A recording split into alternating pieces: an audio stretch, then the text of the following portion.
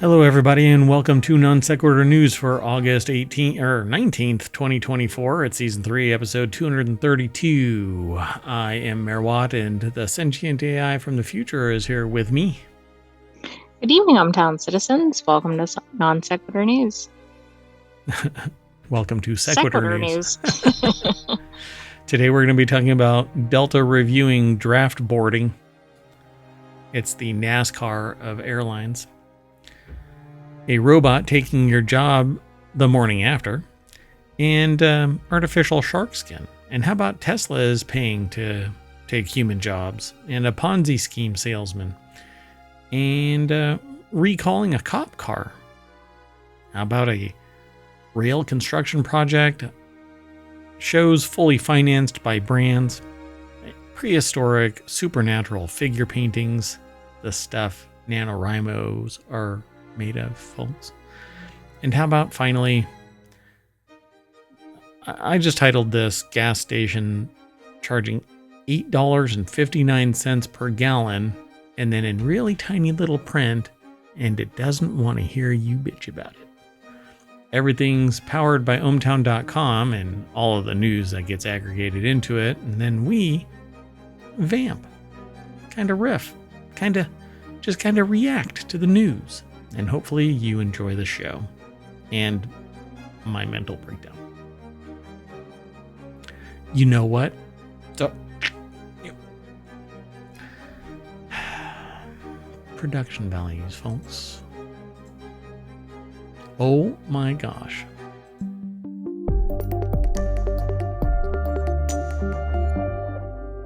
I really don't know what's going on with this. But I guess I'm going to have to reboot everything after the show. That's okay.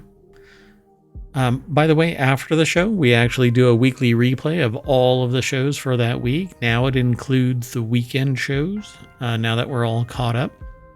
And so what you're going to see is 5 to 7 non sequitur news and all 6 of the weekend shows. And so in a 24-hour cycle, you're going to see 22 hours roughly of news going around twice, because about an hour before the show actually starts with a new episode, I shut it down and prepare everything for, well, apparently production value at its lowest. I don't know what's going on, honestly.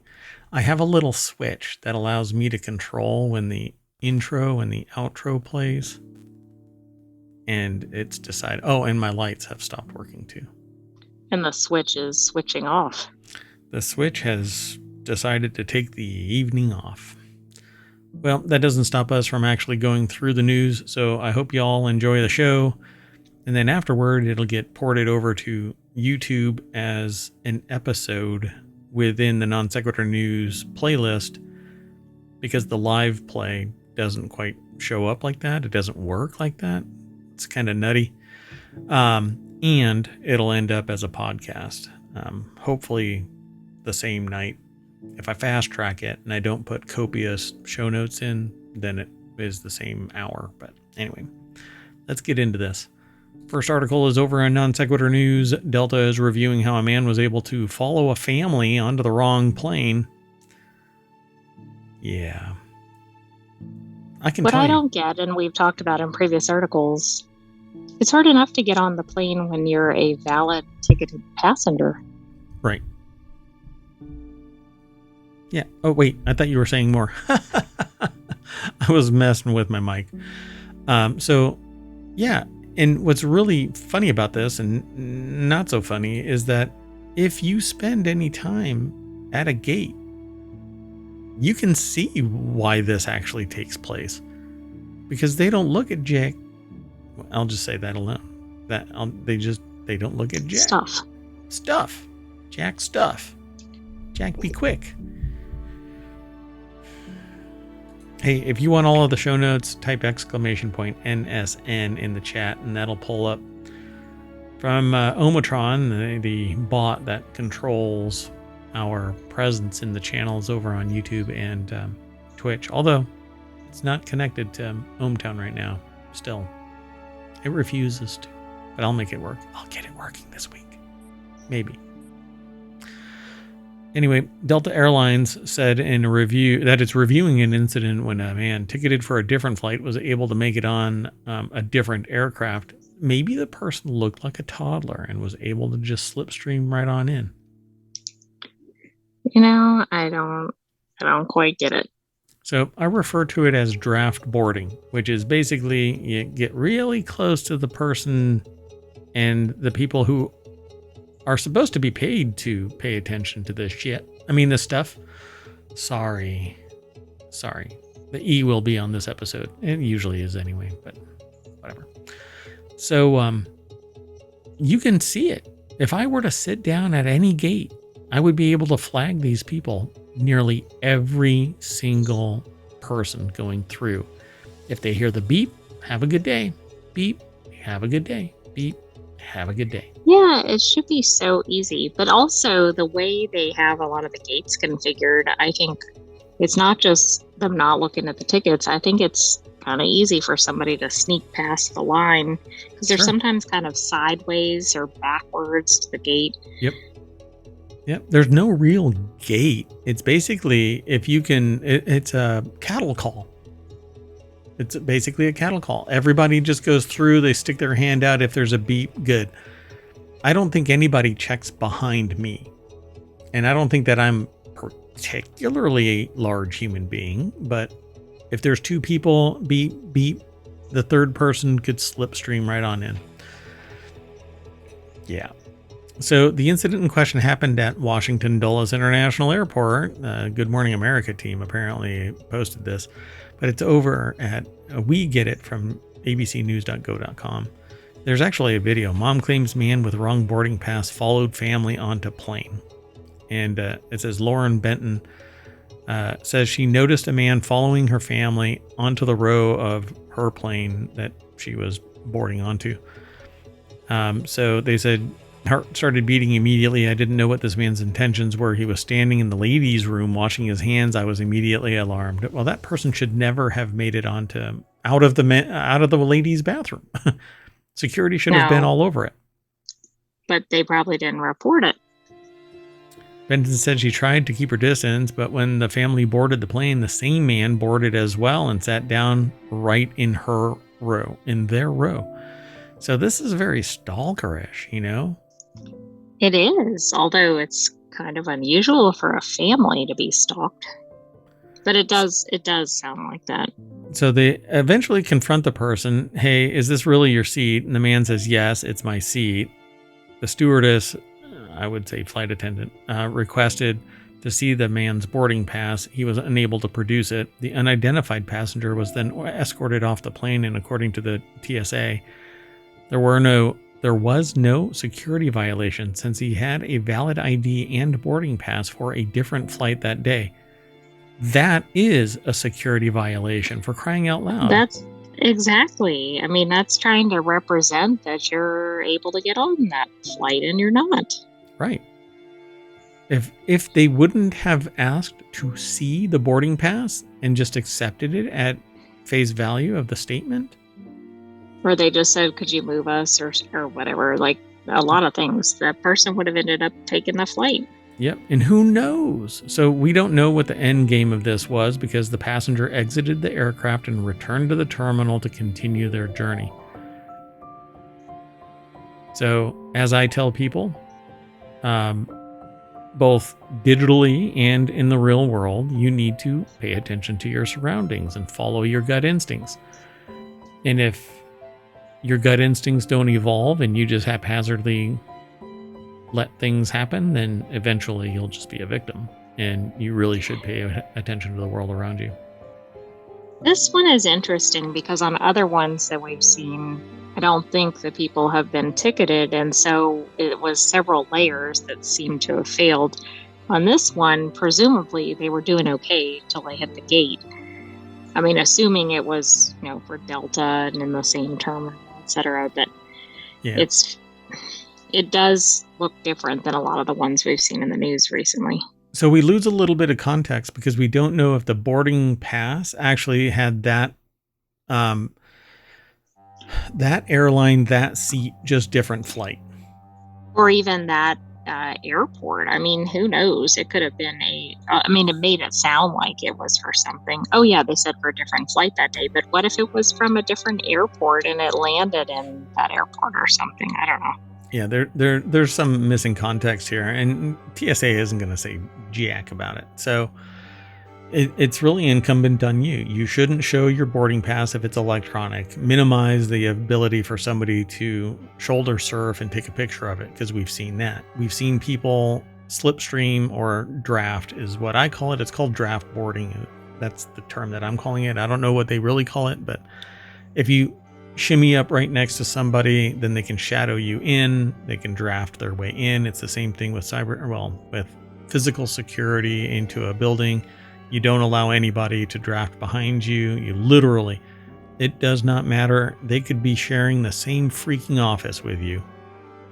You don't know the context of why the former colleague may not have been allowed back in the building. Have an authorized access anymore. Right. I think another term for it is called piggybacking.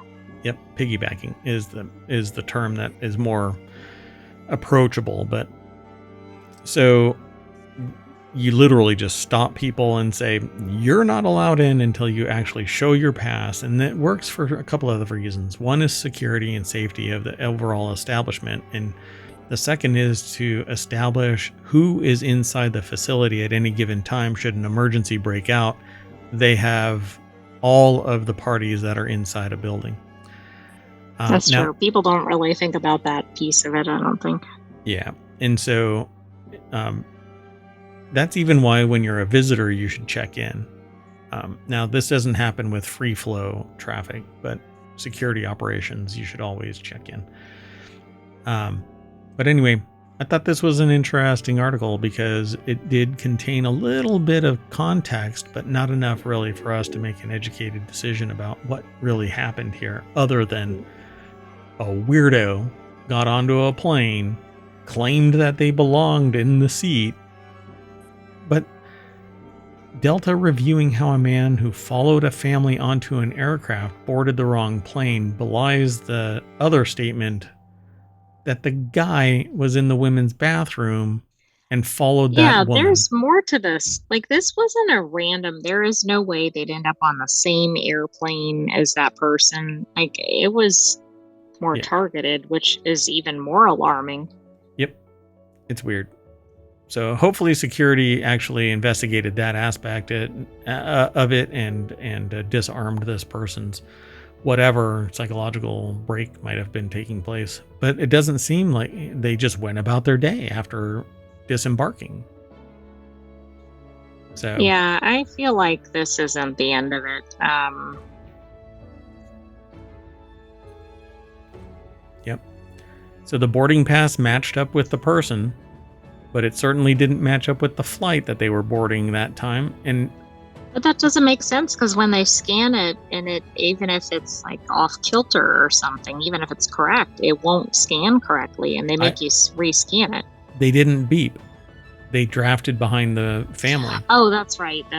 But then they just happen to have something on their person that kind of satisfied the immediate inquiry. Yeah, but that's why I think that there's something else going on here, because they made it into the flight, they made it into the airport, they made it into the women's bathroom, even though they're male. They followed the woman onto the plane. The family confronted them. They get called out and they leave, but the TSA or whoever, security, doesn't do something with them. Yeah, this is weird. And more than just... It should be a TSA investigation, not the airline. Right. There's an airline, an aviation type issue. There's a potentially criminal component because of the stalking type aspect. Yep. Yeah. Somebody failed to do some due diligence here because something could have happened. Right? The weirdo was basically casing that family, in my estimation, but we don't know who the other person is. So let's move on. The next article is over in Non Sequitur News. You'll need to teach this $16,000 humanoid robot how to make breakfast. That's why I titled this, "The Robot is Taking Your Job the Morning After." Robots capable of performing human-like tasks have so far been relegated to laboratories, factories, and captivating YouTube demos. But Unitree is readying its G1 humanoid robot for mass production with a $16,000 price tag that somehow feels both expensive and reasonable for a robot that looks this capable, as spotted by New Atlas, which we should probably pay attention to. I think we already do, but rarely actually aggregate. So the Unitree G1 is an upgraded and production-ready version of the H1 humanoid bot the Chinese company debuted only a year ago. The article, "Oh my god, this is both awesome and creepy." Yeah.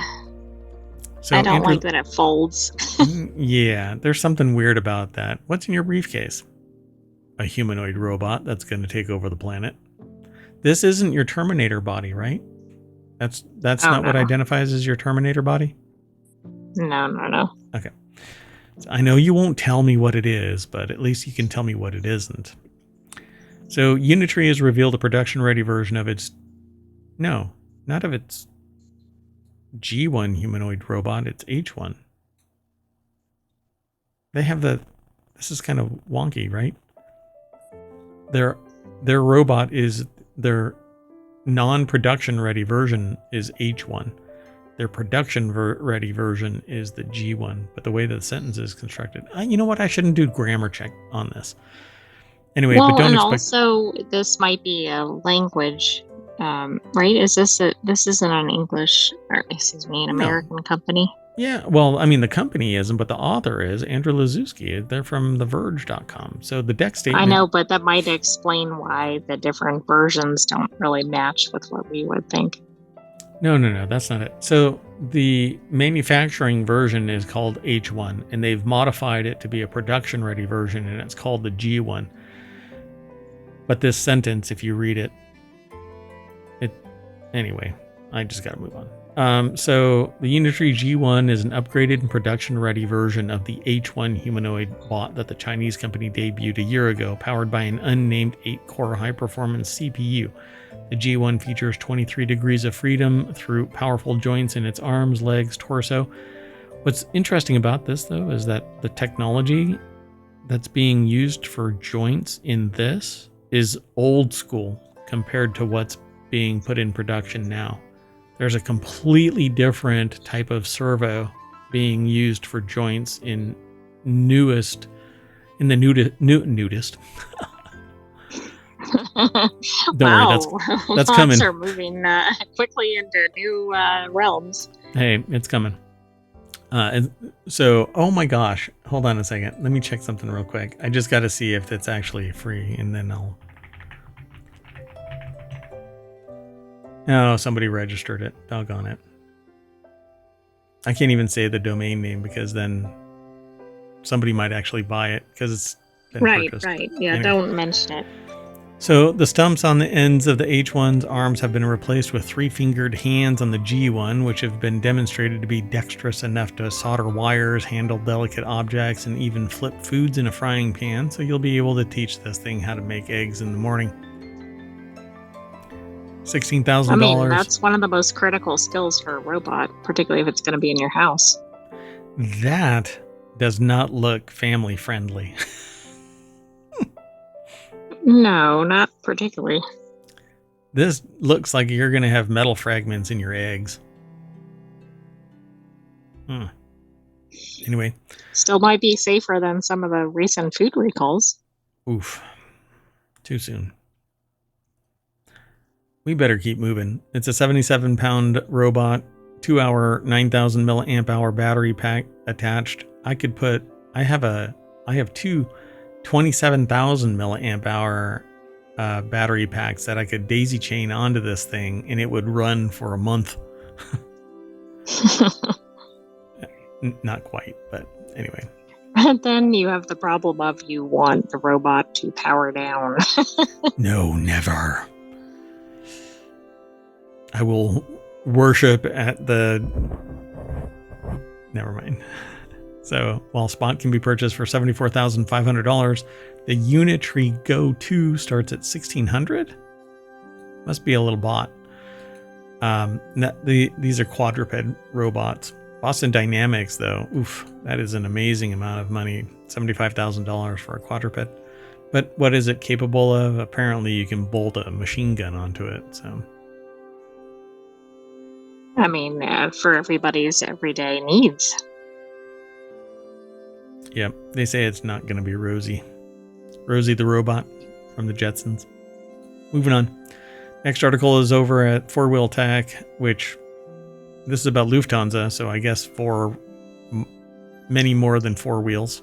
Yeah, I was going to say, how many wheels are on an airplane? It depends on its weight. So Lufthansa is using artificial shark skin to streamline airplanes. Companies are often caught between wanting to cut emissions but also grow profits. But for airlines, these two are imperatives. It says actually align, because if they want more money, they have to cut emissions. So cutting carbon emissions, not even carbon emissions, but cutting just emissions, inefficiencies, right? Means burning less fuel and spending less money buying fuel. That's why Lufthansa has been copying a trick from the animal kingdom, applying a special film that mimics shark skin to parts of its aircraft. And so there is a company out there that actually creates a thing called shark skin. And what it's supposed to do is smooth out the vortices of water, and because air is nothing more than a very low viscosity liquid, it works even in the skies. So when it comes to decarbonization, reducing the emissions of air travel is both a high priority and something of a difficult task. So, oh look, they even use that as a analogy for the interesting. So copying a trick from the animal kingdom can help cut aircraft emissions. Jonathan M. Gitlin over at arstechnica.com put the article together. They really shouldn't do this, but a plane in the water is not a good image for people. No, that seems a little too soon. And I guess the first time a Lufthansa with shark skin coating on it ends up in the drink, people are going to go, well, that's ironic. Yeah, exactly. So synthetic carbon fuels are obviously a great interest to the aviation sector, but they have their own problems. Biofuels can divert cropland away from feeding humans because it's coming from like corn, and direct air capture of carbon dioxide to turn it into methane is massively energy intensive and extremely expensive, but it's changing. And there's fundamental research that's perpetually going to do this. So there's actually some researchers that have used solar power to ignite this carbon to methane transfer process, and they actually say that it's very, very efficient now, but they have to scale it up, and some of that physics breaks. Anyway, so it's extremely difficult to rival the volumetric energy density of jet fuel, which contains almost 50 times as much megajoules per liter than alternatives like hydrogen, ethanol, or lithium-ion batteries, without the weight. So that's less of a problem for ground or sea transportation. And then they say the very next sentence, where weight and volume is less important. I could almost write the article. So maybe you did. I did not. Maybe in another dimension. I am Jonathan M. Gitlin. No, I'm not. Anyway, 9,000 square feet of the plane's surface, along with the fuselage and also the engine nacelles, will be covered with shark skin or sheets of aero shark film or shark skin, which mimics the scales on actual shark skin with 50 micron thick riblets that reduce friction by minimizing the turbulent boundary layer. Which is what I said. Why do I know about this? Because I've already done some of this research in previous years where I learned about shark skin, this technology. And so by removing these vortices so that it doesn't create like a static low pressure, the air just flows quickly over the skin and doesn't actually generate any heat or drag, and that heat and drag are the same thing because it's creating resistance layers. So it's pretty cool. They even refer to something else that I had read about a long time ago. The approach had helped Olympic swimmers cut through the water more easily because they made a suit out of this stuff. Okay. And yeah, I mean, I guess every little bit helps, particularly if you're going a significant distance. Yeah, my understanding is that became a problem. They basically said, well, this isn't about the human skill, it's about technological evolution.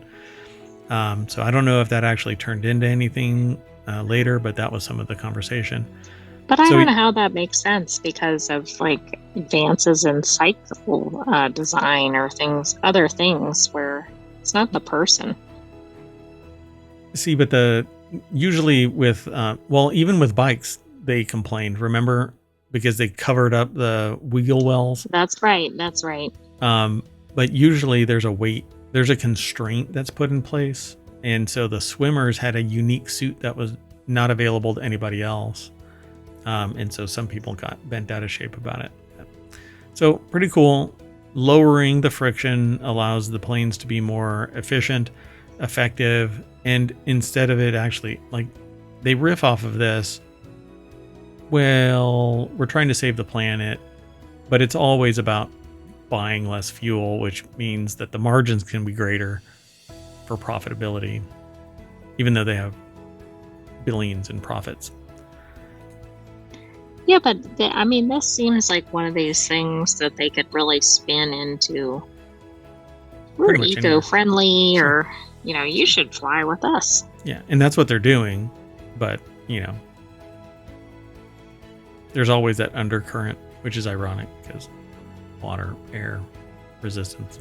Moving on. Right, you're not supposed to have much of one with this. Yeah, nothing but friction. I've got so much paperwork that I need to turn in, and it's almost like the paperwork is I need shark skin as a tool to make this paperwork go away. But I feel like it's intentional. Anyway, non sequitur news is the next article. Tesla is paying up to $48 per hour for people to wear motion capture suits to help train its humanoid Optimus robot, which will take the jobs of the very people that are training it eventually. Quite possibly. So I hope that $48 is invested somewhere so that you have residuals in perpetuity, because with every robot that humans teach, it's taking a gerb. So Tesla is hiring data collection operators for up to 40, which is such a BS name for people walking around. You know what? Just put it on a bunch of VTubers, for crying out loud, in VR suits and capture the data. Well, if they're smart, they're going to sign up for that because they're probably already doing it, and then they'll get paid for that time. Really popular ones make more than $48 an hour. I can guarantee that. Well, I'm sure, but I just mean it's on top of whatever else they're doing. Sure, that's right. Yeah. Oh, I guess they can do it while they're streaming so they can make money. Yeah. Exactly. I heard you like money, so I had you make money with your money to make money with your money. So experts say Tesla aims to gather vast amounts of data to train the robot for generalized tasks, willing to spend hours on end in a motion capture suit, which it's not that big of a deal. Tesla's paying up to $48 per hour for the role to advance the technological replacement of humanity. So Grace K over at businessinsider.com put the article together. I'm trying to see if I can, this bot doesn't have it either, but I'll show you.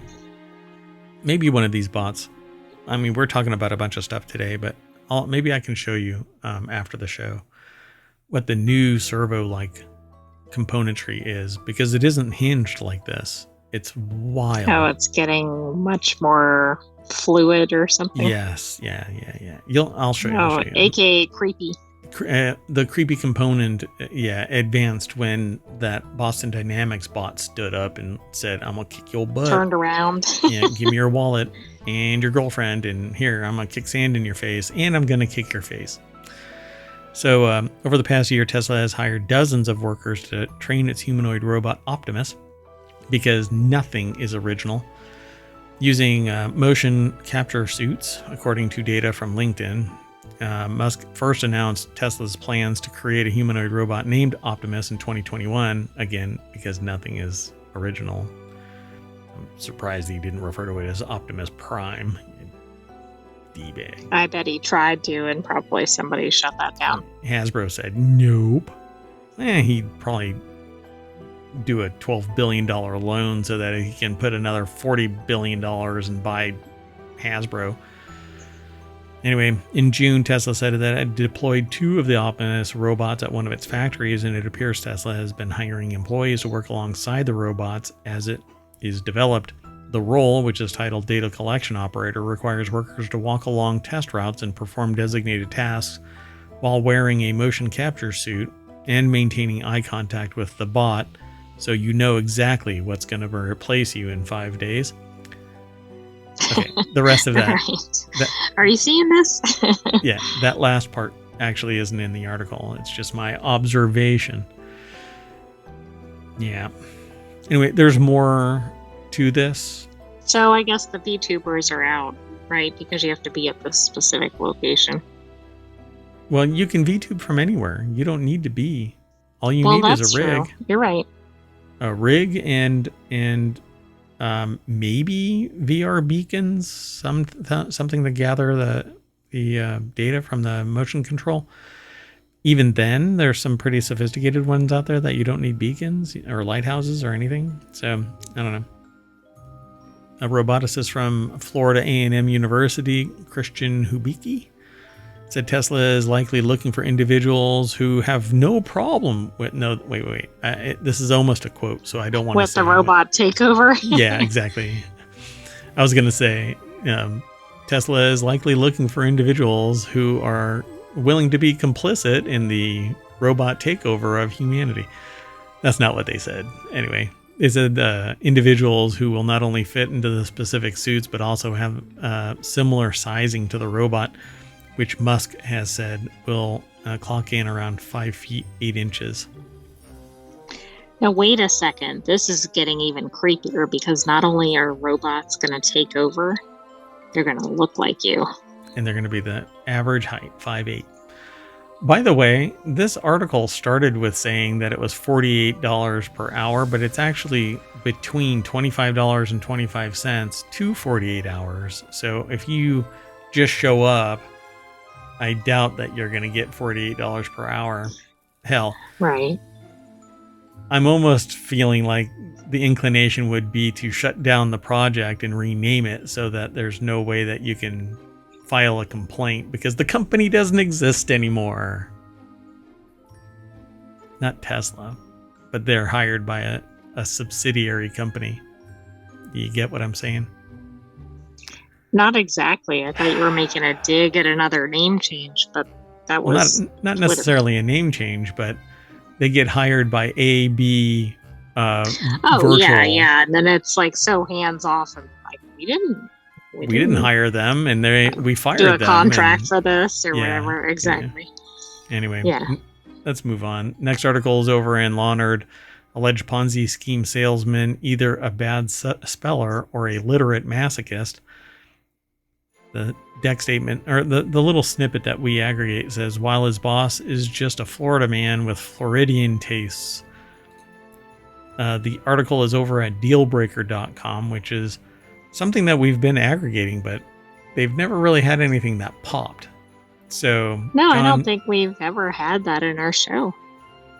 Yeah, I don't know. It doesn't ring a bell, but I know that we've been gathering their little snippets.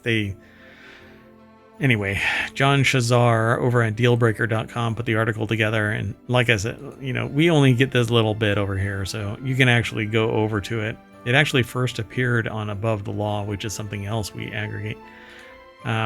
but the link actually leads directly to dealbreaker.com. So somewhere on ohmTown.com is also that Above the Law article. So anyway. They actually appeared together in the news listings. Oh, okay. Yeah. So the competition for most Florida Man is fierce, as a quick perusal of CBS News' Miami Florida Man tagged stories demonstrates. So this is actually coming out of cbsnews.com by way of Dealbreaker, by way of Above the Law. It's like a turducken of references. Yes, it is. So, yeah, you'll have to watch or read this paragraph because it's nothing but Florida Man. See, there's a rule in Florida that the person can't be named until they're convicted. So they always reference it: Florida man, Florida woman, Florida person. Is that real? That is real. Yeah. I didn't know that. I just thought that was kind of a joke through the news articles. No, they're forbidden from naming the person until they're convicted of the crime. Otherwise, it can damage their reputation, which I think is pretty damn sound. The problem, though, is if they post a picture, everybody knows it. Right, or extremely identifying information. Florida man shoots at pool cleaner. When I read that, though, is it the person or is it the stuff that they use to clean the pool? Oh, right. Considering it's Florida man, it's 50-50 chance of either. All kinds of stuff. Florida man tries to flee deputies on a riding lawnmower. All right. Anyway. The best one is attempting to cross Atlantic in giant hamster wheel, which I think we had an article about. We actually talked about that. Yeah. That was like a year ago. So suffice it to say, running a Ponzi scheme, even a $300 million Ponzi scheme, is fairly classic Florida, and hardly the kind of thing that would normally put you in the running for peak Florida man. That being said, there are some notable things about the 9-figure fraud allegedly perpetrated by St. Augustine's Russell Todd Burkhalter. So they named this person in the article. For one, his drive planning's pitch deck noted that the bridge loan opportunities offered were backed by $113 million in cash and real estate. In other words, 1/3 of the money he raised, such that he could conceivably have actually backed those opportunities with the amount of collateral and still had nearly $200 million to spend on Ponzi payments and other things. And then there are the other things, which really gave an insight into Florida man's psyche, like the $70,000 at Diamonds Direct, $8,000 on IV treatments, which is probably blood transfusions. To be elite, you need the blood of happier, healthier, younger people to keep you young. That's a legit thing, by the way, IV treatments. And $750,000 we actually talked about it in a previous article, but I think it was kind of a non sequitur to whatever the article was. Yeah, yep. Like, I have a blood man who sits just off camera and makes sure that the IV in my arm is stable and operating at peak efficiency. Is it blood man? Yeah, it is. See? Too much? All right. Too much. Anyway, last October, Drive Planning transferred $3.1 million from a JP Morgan account to Marine Max for a yacht called Stillwater, with at least $2 million coming from investor funds. Burkhalter later renamed the boat Live More. Anyway, this is kind of low rent Florida man, because it's not really out there. Correct. I mean, it's not just so over the top like it looks like an Onion article. These could be, though, legitimate business expenses if everything would have been a business asset. Like, you could buy these as an investment for the company. The IV treatments, not so much. Crypto, sure. Cars, sure. But you have to disclose it in financial documents with the investors. This is collateral that is owned by the company to lock down the assets and not allow them to lose any value. crypto's going up.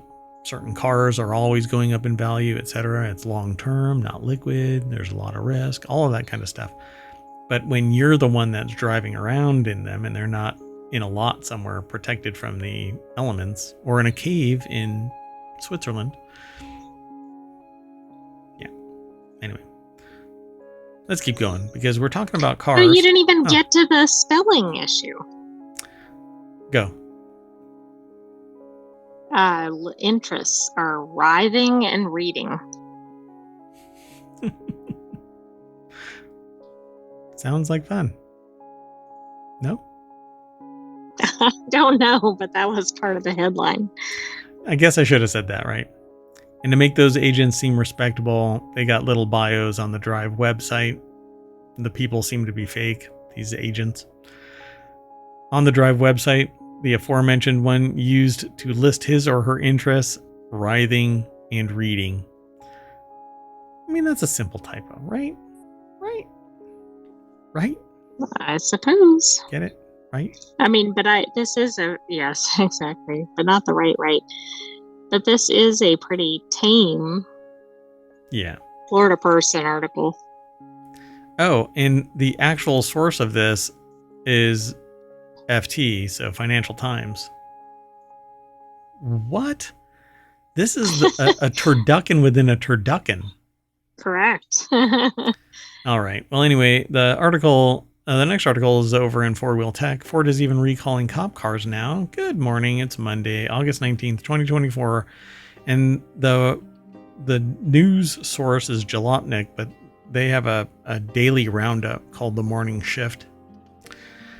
It's a roundup of top automotive headlines from around the world in one place. So if you want to go and check it out, you can follow the link or just go over to Jalopnik, and there's an automotive section there. But in that is Owen Bellwood, who put an article together for jalopnik.com. And it says, Ford recalls 85,000 cop cars over engine fire fears.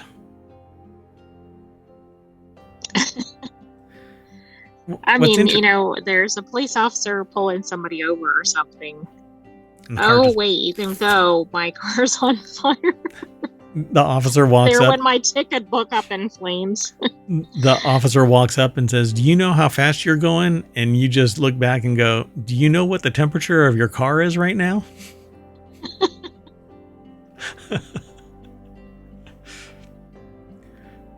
Hey, cop, you are hot. You are on fire. And you know what? That is harassment. No. You are on fire right now. Ford's latest recall affects 85,000 Explorer SUVs that are in use across America as police interceptors.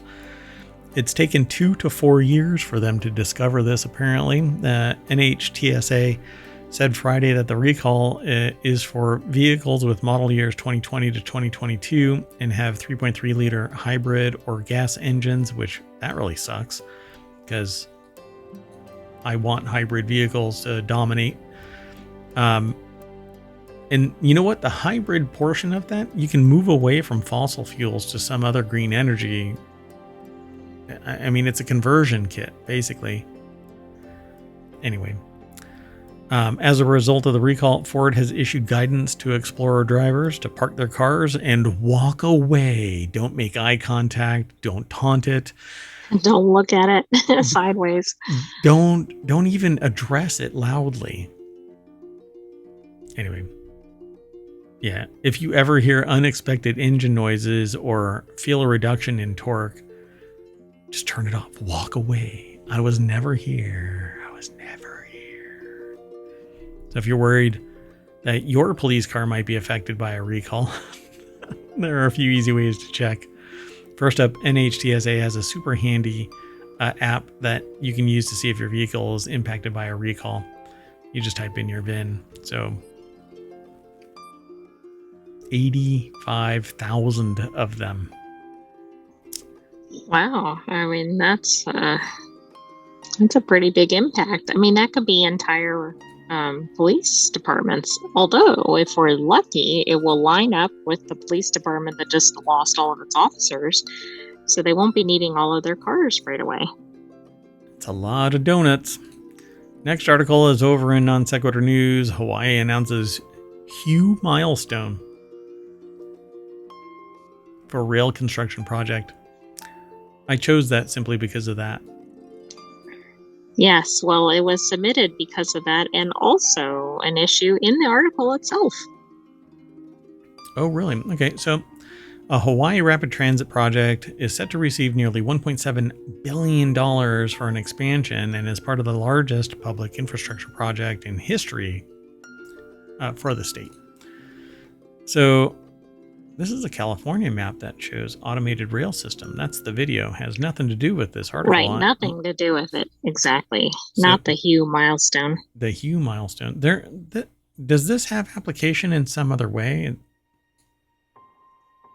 The stream just showed the capture card. Elgato. Yeah. Why does it do that? Anyway, I'm working on it. It happens occasionally, but only once on this episode.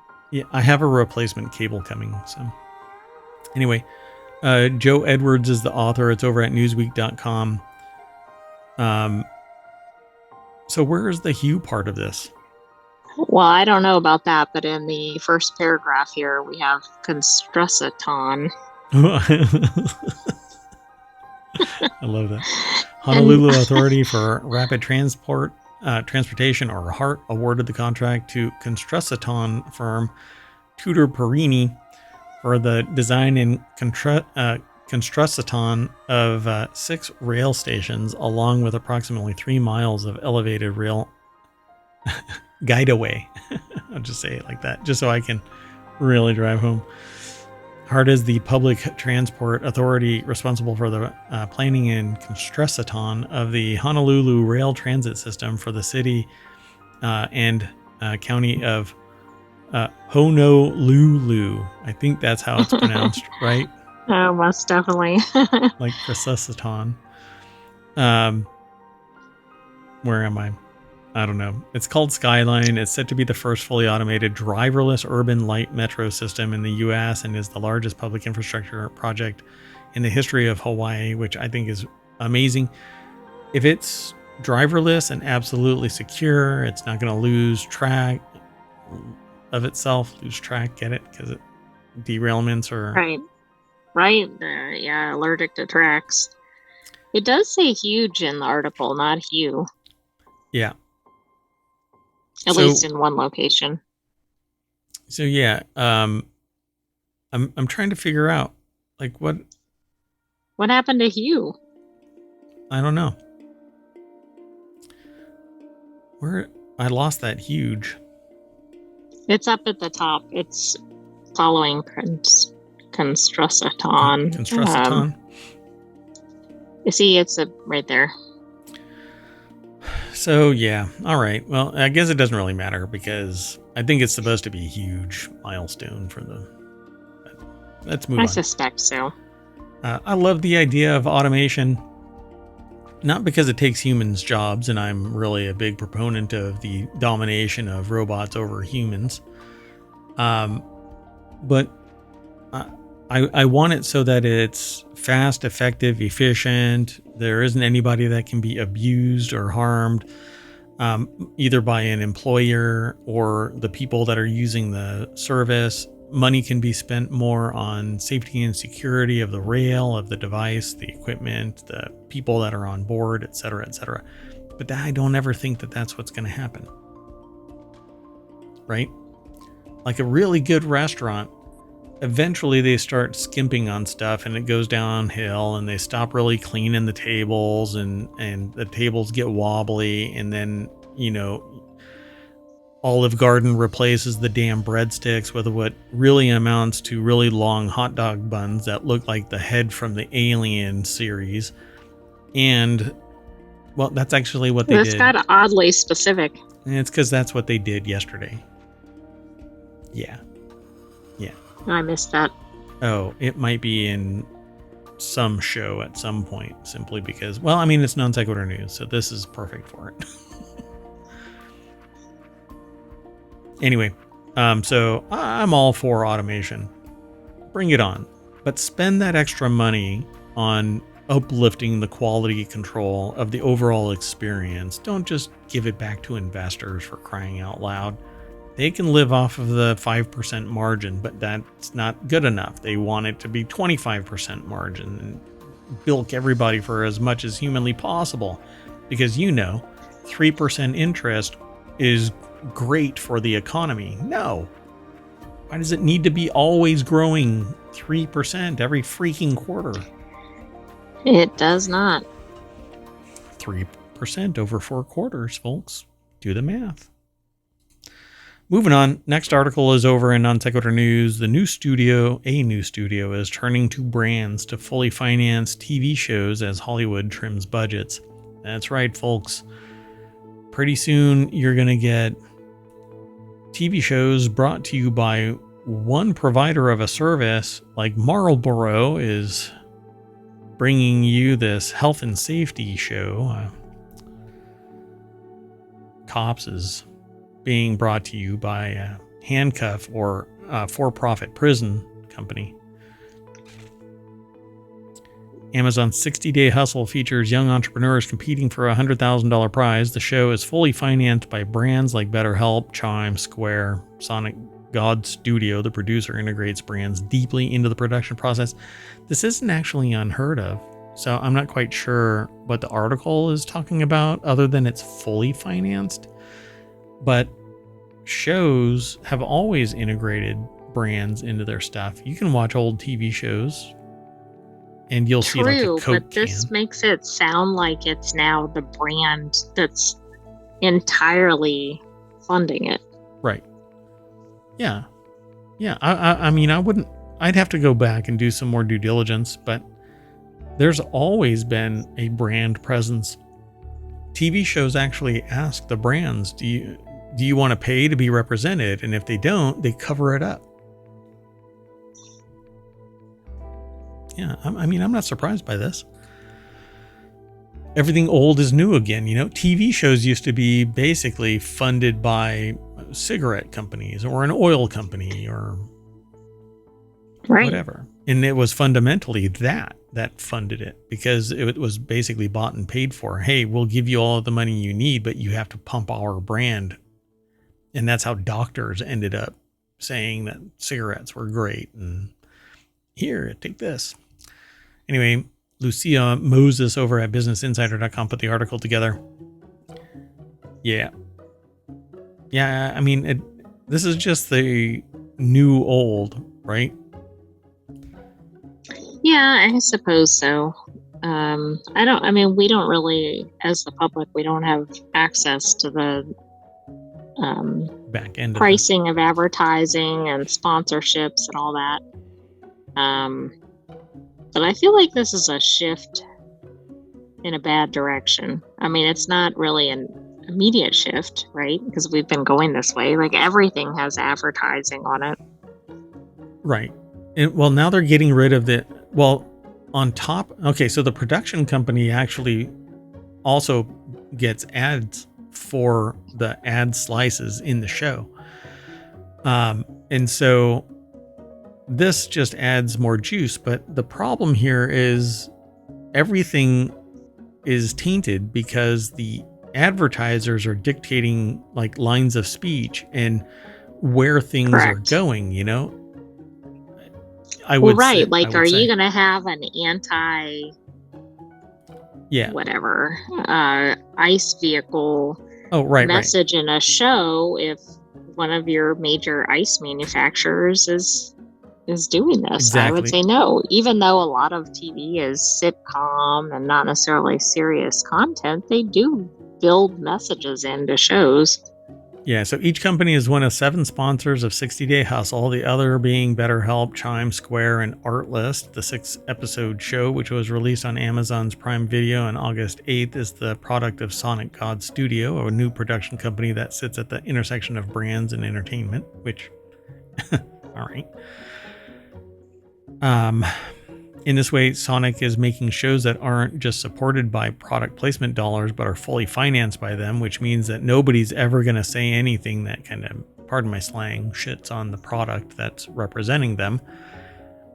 Everything will be glowing and pumping up these products. If there is a real problem with Chime or Square or Artlist or BetterHelp or whatever else, they'll never broach it, right? Whereas other shows might actually, a sitcom can theoretically address issues, right? You have to back away because somebody within the chain of authority might have some grievance with a message that's being promoted. So brands getting product placement and sponsoring entertainment is nothing new, of course. American Idol famously had 208 product appearances, but as people increasingly shoo away traditional ads, should have been eschew traditional ads? I mean, I think shoot. Yeah, that doesn't look right. Anyway, I mean, I don't think anybody wants any ads at all in any format. Right. And I definitely don't want it on a subscription service. But hey, I had to pay extra recently to mitigate the intrusion of ads recently. Right, which weren't there to begin with. Correct. Not when the contract started. So again, this isn't anything new. It's just moving to the point where whatever the show is, it's being bought and paid for by the very ad people that are producing it, that are making it happen by way of a singular entity. In this case, it's the company called Sonic God Studio. Again, it's their own words, the intersection of brands and entertainment. So you're blurring the line. Again, the fast food wars, we know, are won by Taco Bell. How did that happen? It's because they became the funder of shows that pumped Taco Bell. Oh, you heard it here first. Right? That hasn't happened yet, but Demolition Man is a documentary. You want to keep moving? Sure. The next article, and this is the penultimate one. It's over in Mobile. Prehistoric paintings found in the Amazon depict supernatural figures. Okay. Is this the first time this has been discovered? I think so. Yeah, we haven't talked about it for sure. I should say, I think it's the first time I've seen it acknowledged that it is. Right. At least the supernatural figure component of it. Yeah. That's the piece I mean, but yeah. So, and I'm sure that there's going to be somebody out there that looks at it 5 years from now and goes, oh no, that's a moose. So, but let's see what this is. Or turn it upside down, right? Yeah. This rock actually fell over. Oh, it's a spider.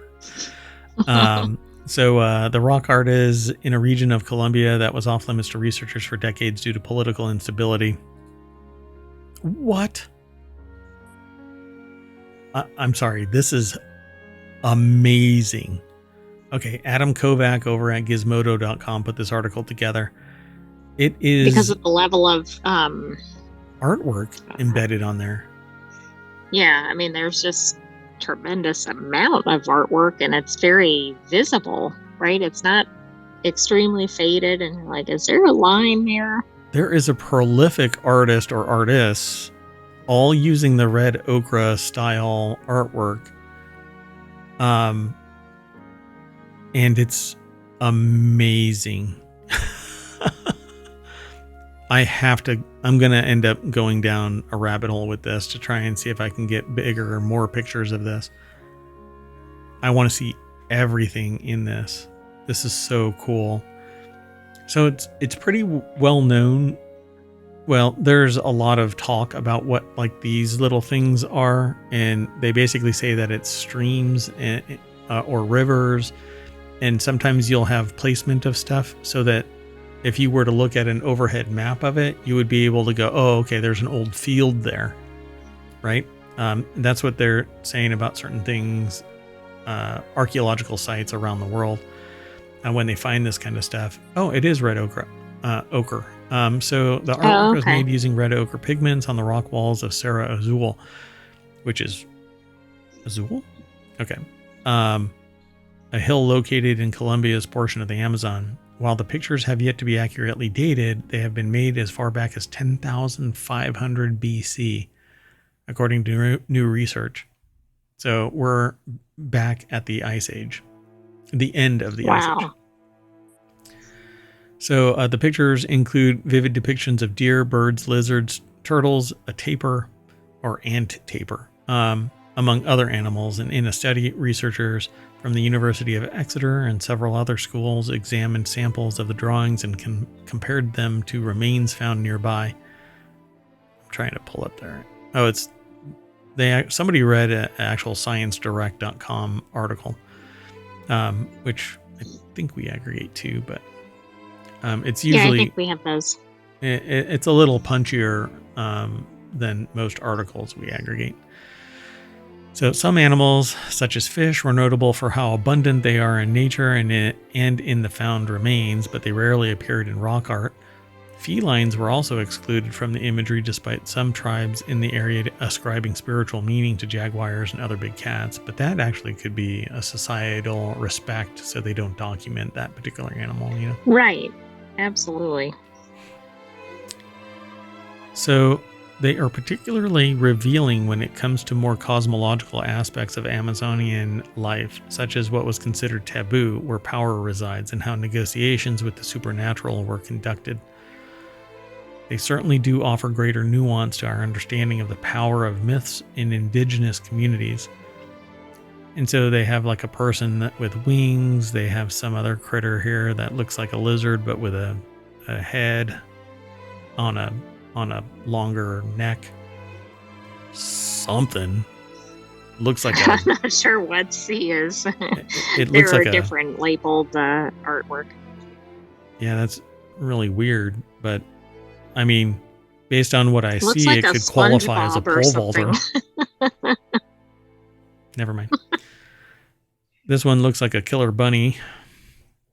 That makes sense to some people, by the way. This looks like something with antlers. It looks like a scarecrow that's possessed or something. Ooh, it could be. Could it be? No.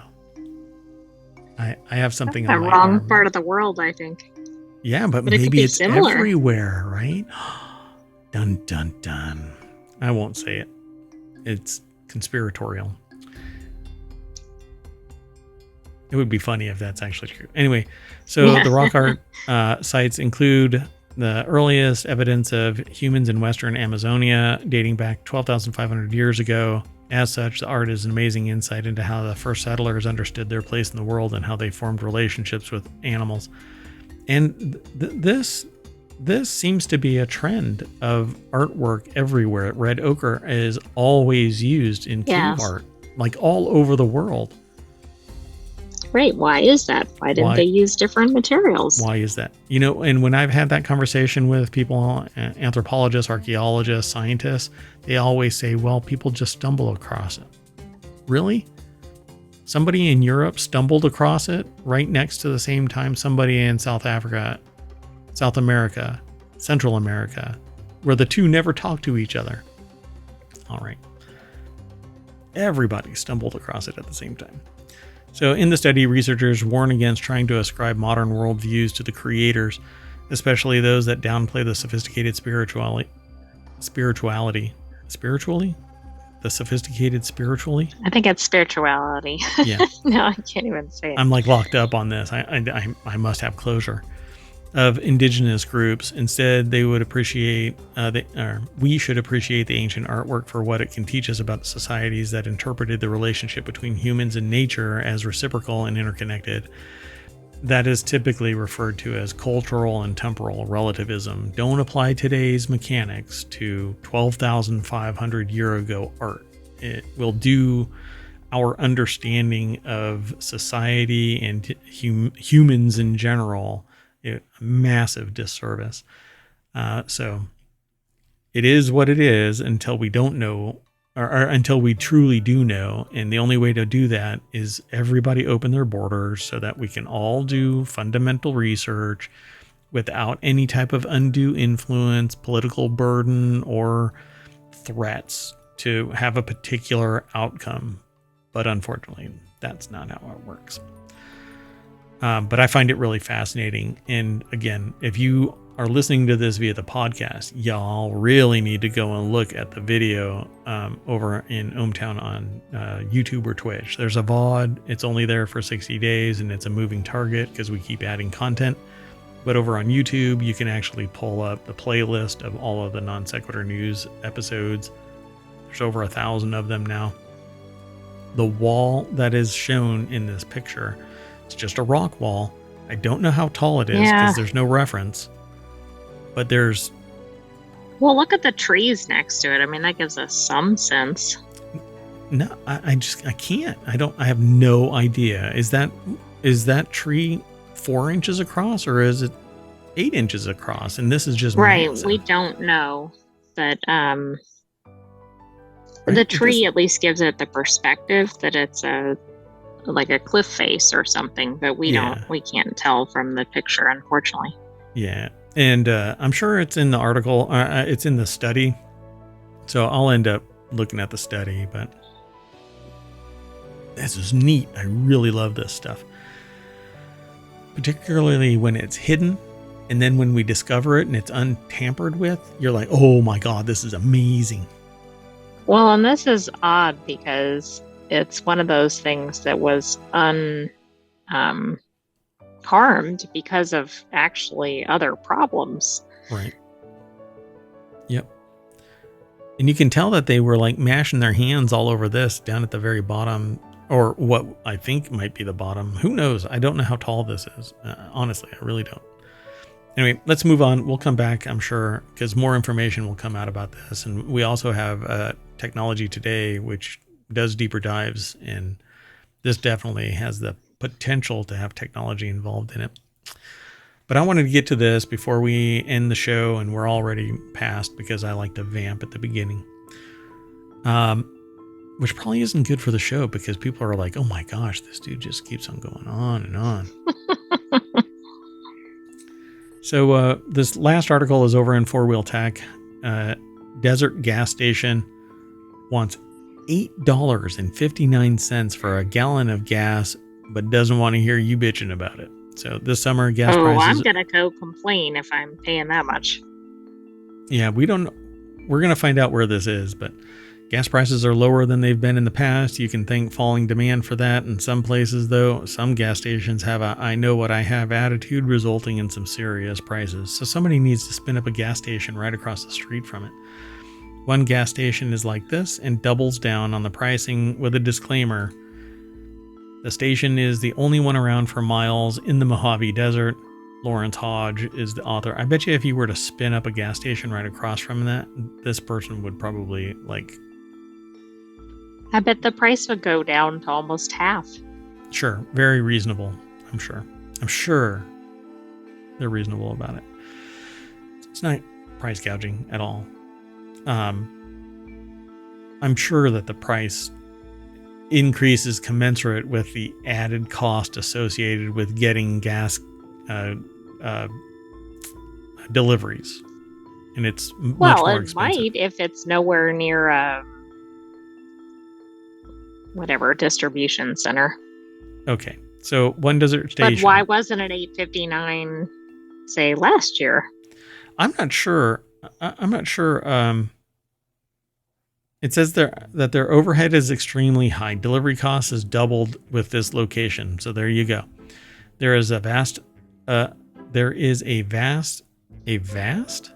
of almost 100 miles of desert. What?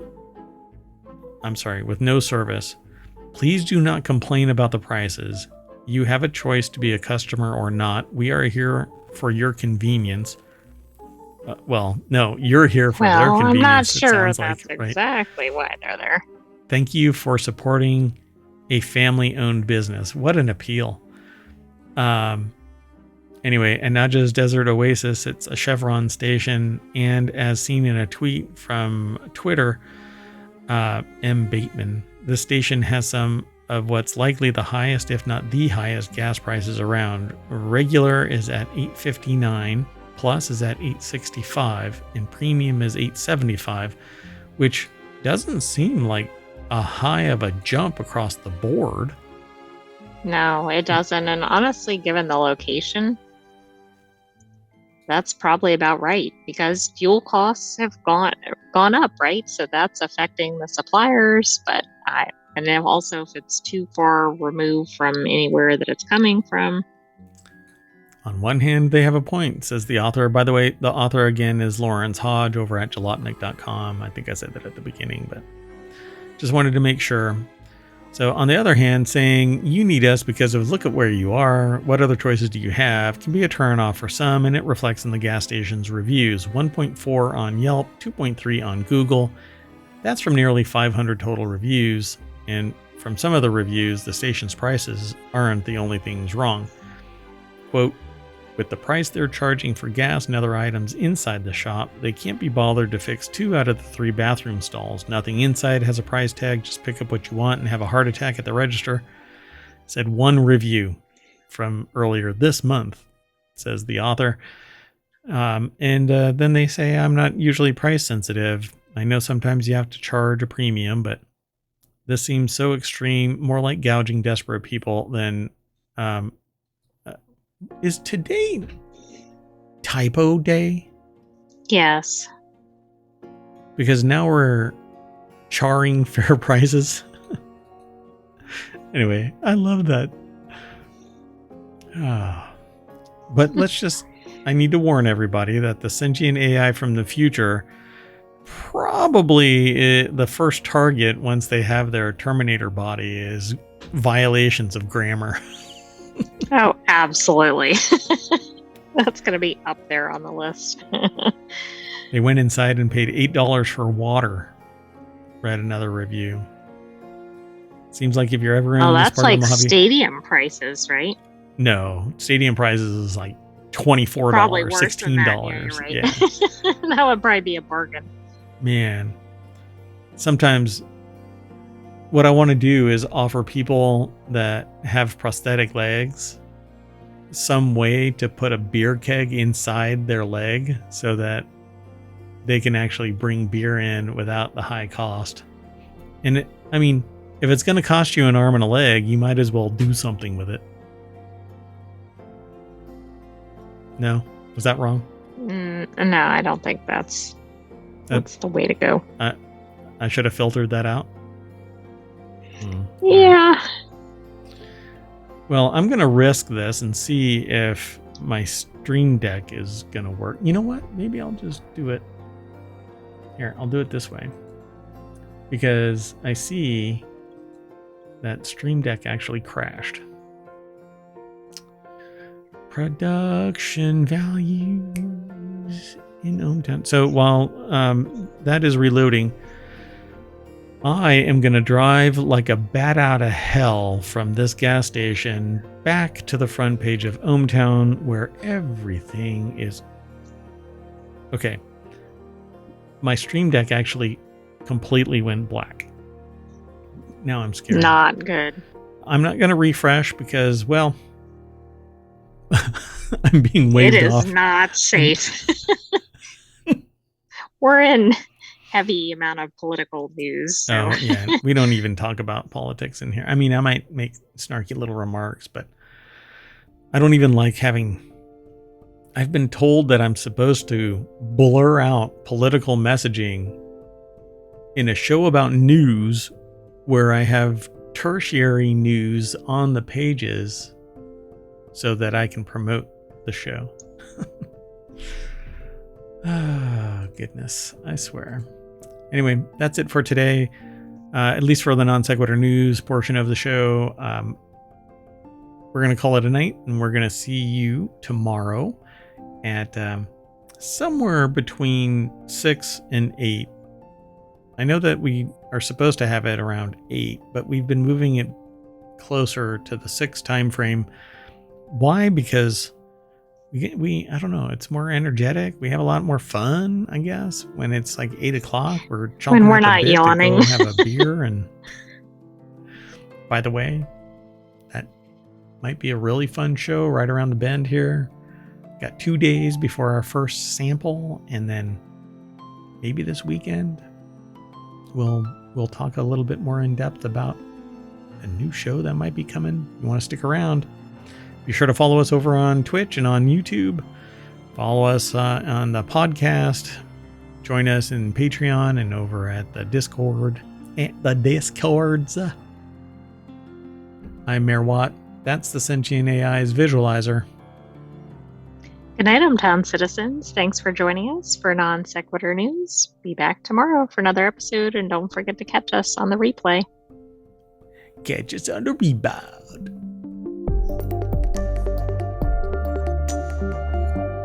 Because we're hot. Hot, hot, hot, like the Mojave.